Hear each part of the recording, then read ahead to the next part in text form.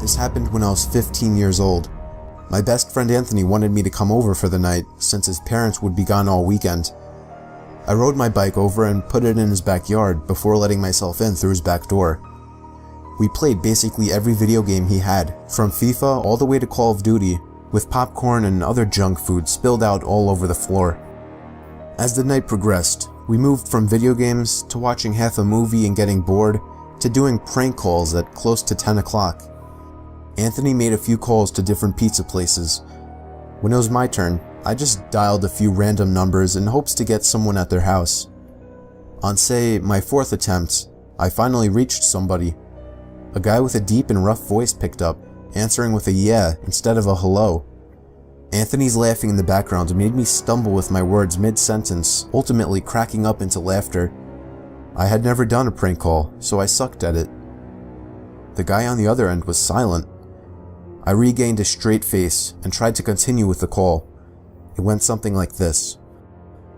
Sir, would it be alright if I borrowed one of the wheels from your car? What's your name, kid? My name is Bob. Really? You sure it's not Anthony? It hit me like a brick. I looked up at Anthony, whose face was noticeably full of fear. I hung up the phone, not wanting to be on the line with whoever that was for another second.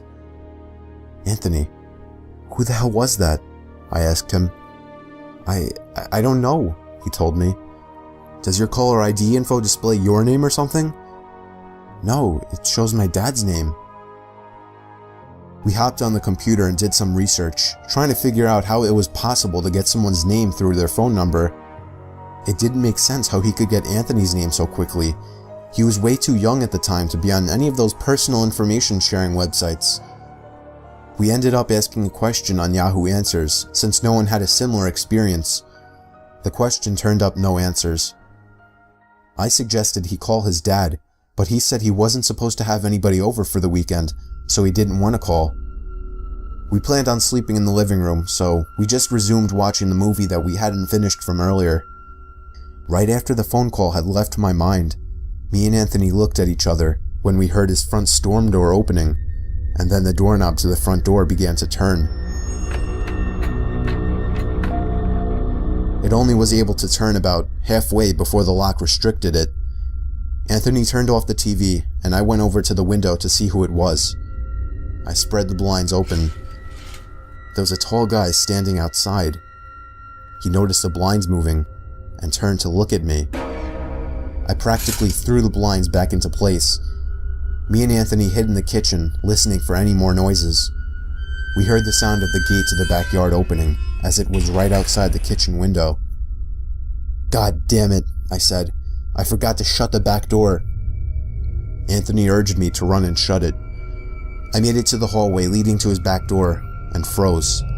There was a silhouette standing outside the back door. I don't think he noticed me, but he was surely looking into the house. He opened the door and stepped inside. I tiptoed to the kitchen and motioned for Anthony to follow me upstairs. We made it to his room as quietly as possible, pulling the door shut to avoid making any noise. We crawled under his bed. He had cloth covering the bottom of his bed, so you couldn't see anything under it unless you actually moved the cloth. The doors downstairs all opened, each one getting closer to the stairs. Thumps finally began up the stairs, and he was right outside the door now. The door to the room opened. I could hear Anthony's breathing. It was too loud. Footsteps moved over to the closet, and then the closet opened. I could hear the coat hangers being slid around as the fabric of the jackets and coats rubbed against each other. Footsteps moved over to the bed and stopped. I felt like my heart was about to explode out of my chest. Anthony's breathing was too loud. I had to cover his mouth with my hand. Nothing but silence in the room now. We laid still for so long, I almost thought he wasn't even in the room anymore. I moved my hand away from Anthony's mouth and whispered in his ear, "You think we can make a run for it?" He was about to answer when the most disturbing, memory-haunting scream I'd ever heard filled my ears as Anthony was seemingly dragged out from under the bed. I crawled out and saw him struggling with the man. I desperately looked around for anything to use as a weapon.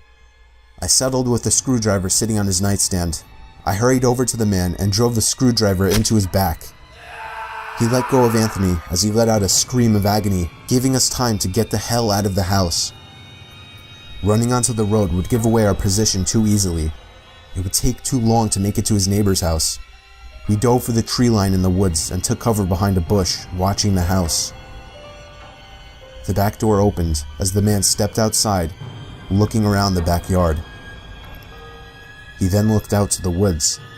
I felt his eyes pass me as he scanned through the tree line. It seemed that it was too dark for him to see us. Then, he turned his head back in our direction. I ducked behind the bush. Joe, he's coming. What? Dude, get up, we gotta run. He was right.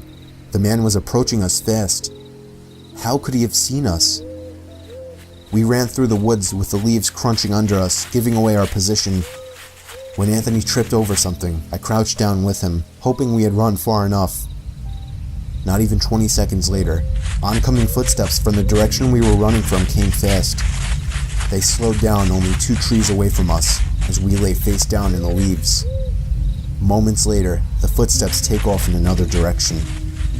We waited until we could no longer hear them, and took off back in the direction of the house. While running, over the sound of leaves crushing and my heavy breathing, I could swear I heard leaves crushing from behind us. We made it back to his backyard, into his house, and this time remembering to shut the back door. We were now able to call the police. Anthony stayed on the line with them, while I patrolled the back windows, making sure nobody was out there. It was so dark though, I couldn't see anything. So I did something that seems stupid today. I turned on his backyard lights, and immediately in the distance, over by the woods, I saw him, standing in front of a big tree. He turned off back into the woods and disappeared out of sight. That was the last time me or Anthony ever saw him. I would be lying if I told you we heard the occasional knocks at our windows or something cliche. No, that was it. 5 years have passed and nothing has happened. Do I wonder if it was somehow linked to the prank call? Maybe. Does it make sense? Not really. But yeah, this was the story of how me and my still best friend Anthony almost died during a break-in.